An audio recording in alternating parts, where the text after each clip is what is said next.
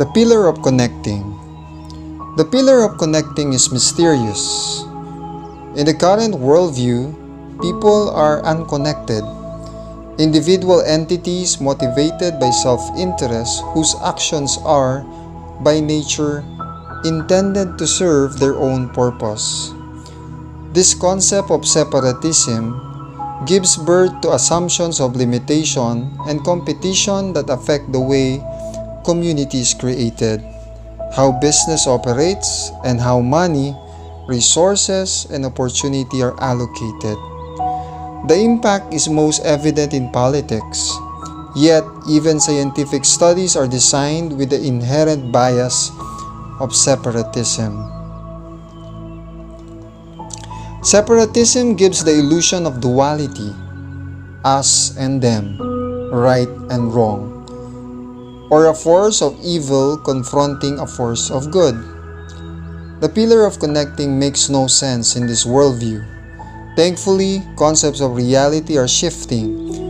Connecting happens within the realization of oneness, of experiencing yourself as a distinct part of a larger whole from which you cannot be separated.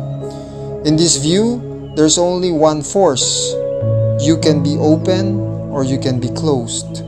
Like a water tap, you can decide how open or closed you are at any particular time and how much force you want to allow. Holographic awareness. Oneness is more than the idea of interconnection in which you are a separate entity, connected to others through the ecosystem of oneness.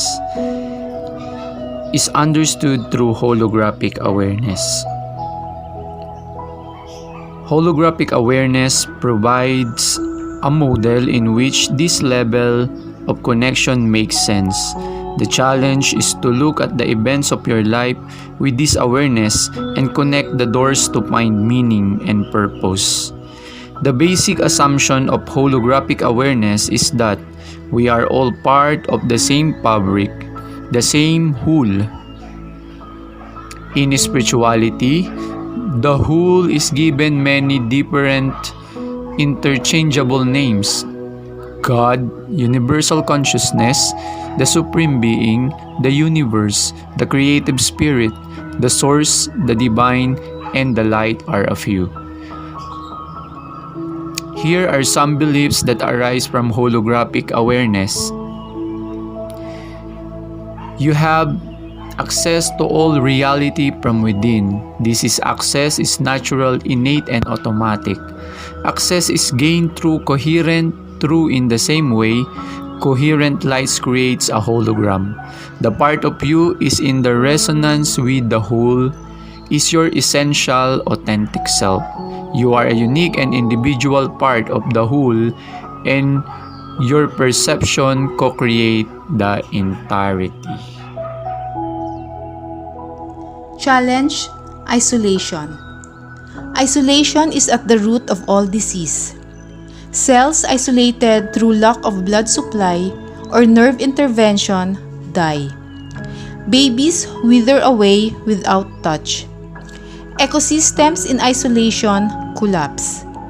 People isolated from each other lose their minds, and isolated from their spiritual center become lost and lose joy. Isolation causes so much psychological pain and suffering that it is the most effective means of controlling people.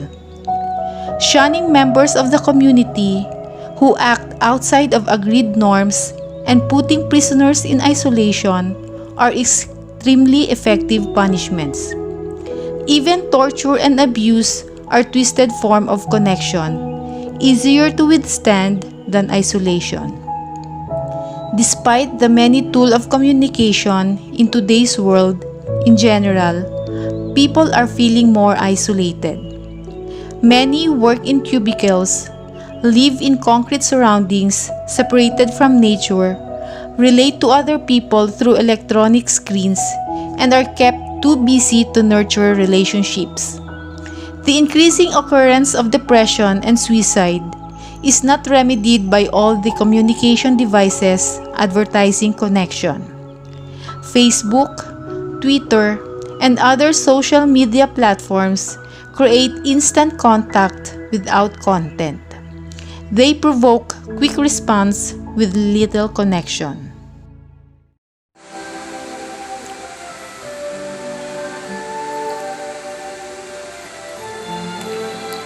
The relationship that needs to be developed to allow the failure of connecting is with the ego. There is no doubt that the ego can disrupt all engagement with life and diminish your presence.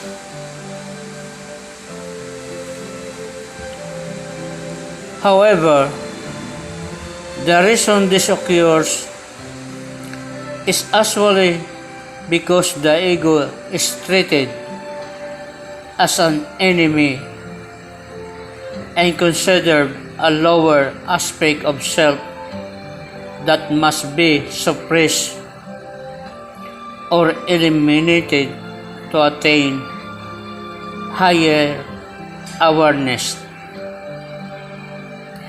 There is another aspect of duality, thinking only us and them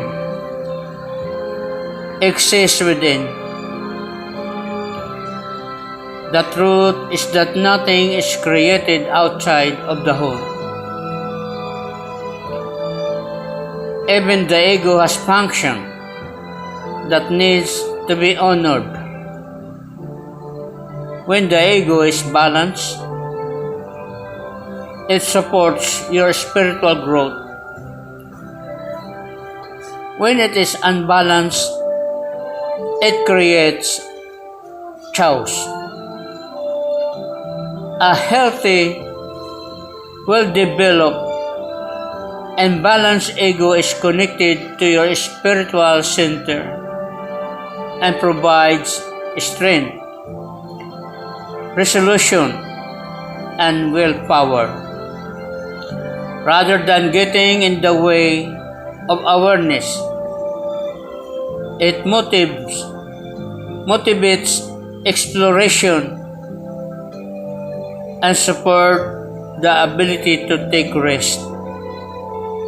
Great advances in science, social revolution, and even spiritual awakening make it into the world through the strength of someone's ego.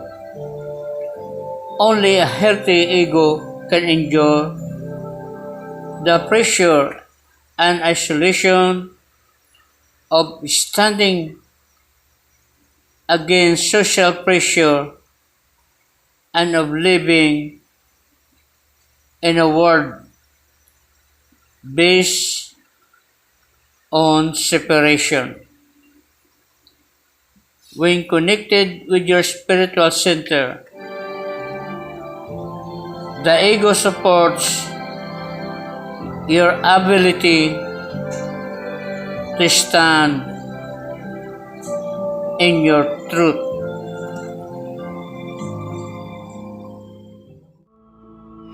Gateway emotions. Emotions are the gateway into the pillar of connecting. Through the feelings, you can experience resonance with other people and the whole. In the past, emotions have been condemned as untrustworthy by the product of the brain. Many religions label them troublesome temptation that test the spiritual will. Why would this be? As with ego, why would anything be created that doesn't have function? Emotions are part of internal guidance system. Every emotion carries a message from the heart, conveying the wisdom of the authentic core self. Emotions connect you with the environment, reveal what is important, warn of hidden motives, and give meaning and context to experience. Then they go step beyond and provide energy fuel to action. Without emotions, you would not care about the dreams you pursue or have the drive to attain them. You would not find the path of expressing your authentic self or fulfill your purpose in being alive. More important than offering guidance or revealing intent, emotions connect you to the world. Relationships are the foundation of life. More important than offering guidance or revealing intent, emotions connect you to the world. Relationships are the foundation of life, and relationships are formed on feelings. Giving and taking love are fundamental to happiness. To access the pillar of connecting, you must be willing to feel. Authenticity. The gift of the pillar of connecting is authenticity. When the ego drops its defenses, you can experience your true feelings with no excuses or apologies. You can say, "This is who I am. This is what I feel. I am enough." At the same time, you give other people permission to be themselves. How much energy do you spend struggling with yourself? Imagine what it would be like to be at peace and equally accept your mistakes, successes, strengths, and weaknesses. The self-acceptance of authenticity reduces your inner struggle. The energy you spend in conflict is freed for creative pursuits, and your self-acceptance reflects as clarity in your presence. The clarity that authenticity gives present creates a cohesive thought field. Most of the time, people walk around with clouds of conflicting thoughts surrounding their heads, like Pigpen's dust in the Charlie Brown comic strip. This sheer tumultuous of such thought field keeps connecting from happening. The clarity attained when you lose the inner turmoil of trying to hide your true self is palpable and inviting. It is also free of projection, is accepting, and is welcoming of others.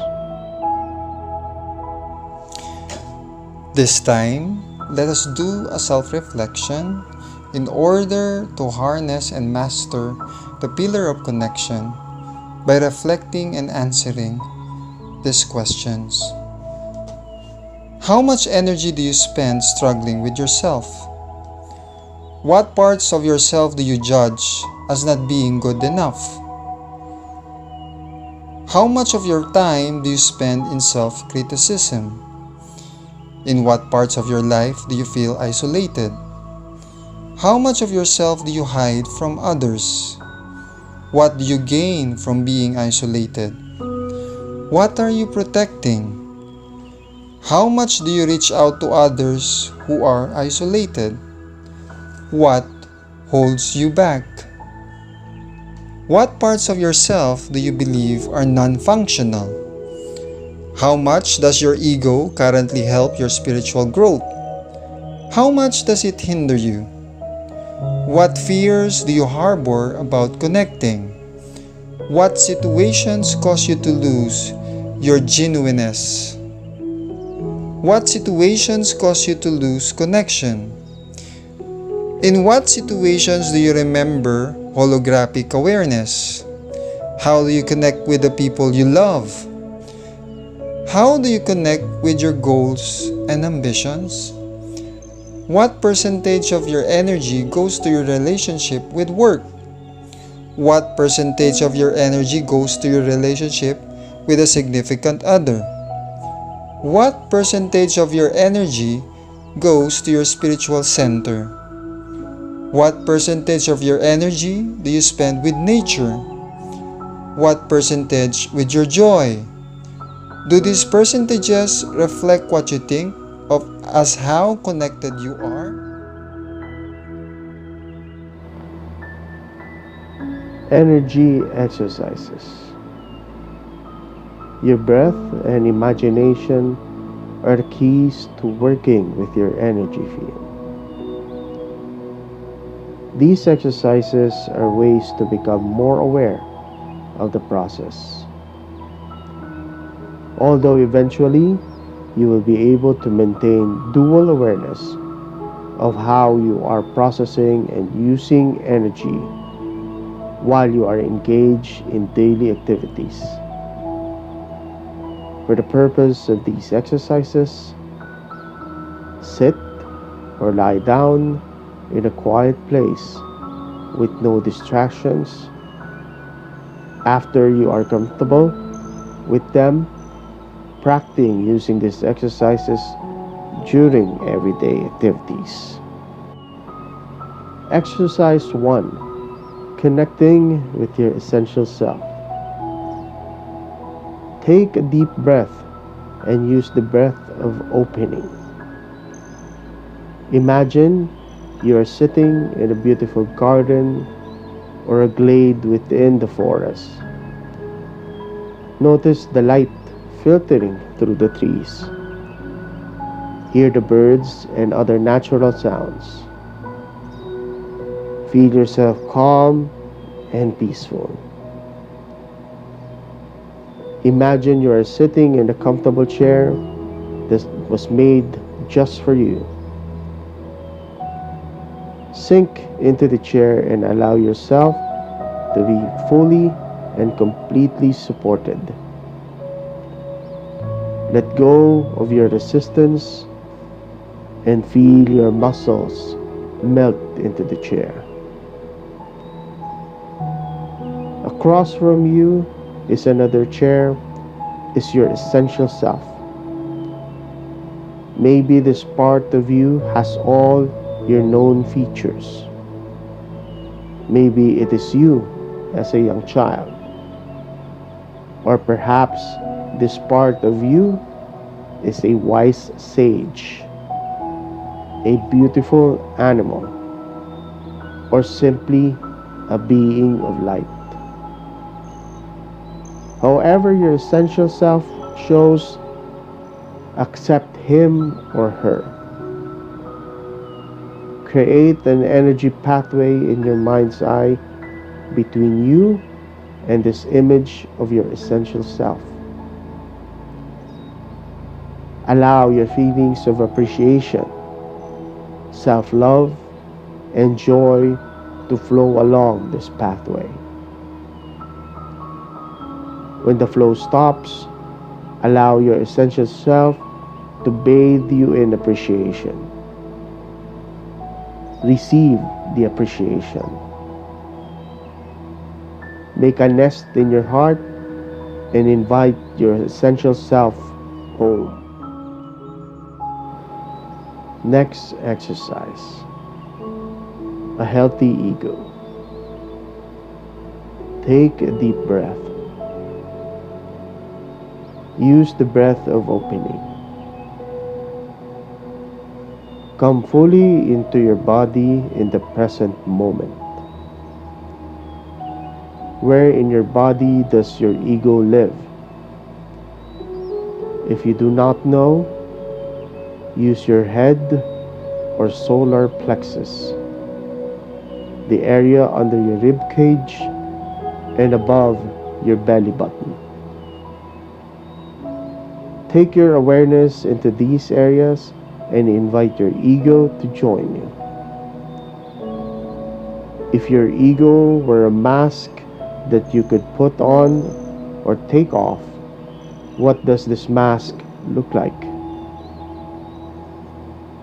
Create the mask in great detail. Imagine the facial muscles and expression. Notice the expression in the eyes. Give the mask all the details you can imagine. Now put it on. How does it feel to wear this mask? What is your muscle tension like? How connected do you feel to the essential self? How separated are you from the people in your life? Do you feel balanced or unbalanced? If unbalanced, what does your ego need to do to be balanced? Now take off the mask. Look at your ego and sincerely thank it for helping you be strong enough to live your truth. Appreciate all the benefits your ego gives you. Give it whatever it needs to be balanced. Appreciate and part of your wholeness. Bathe your ego in love.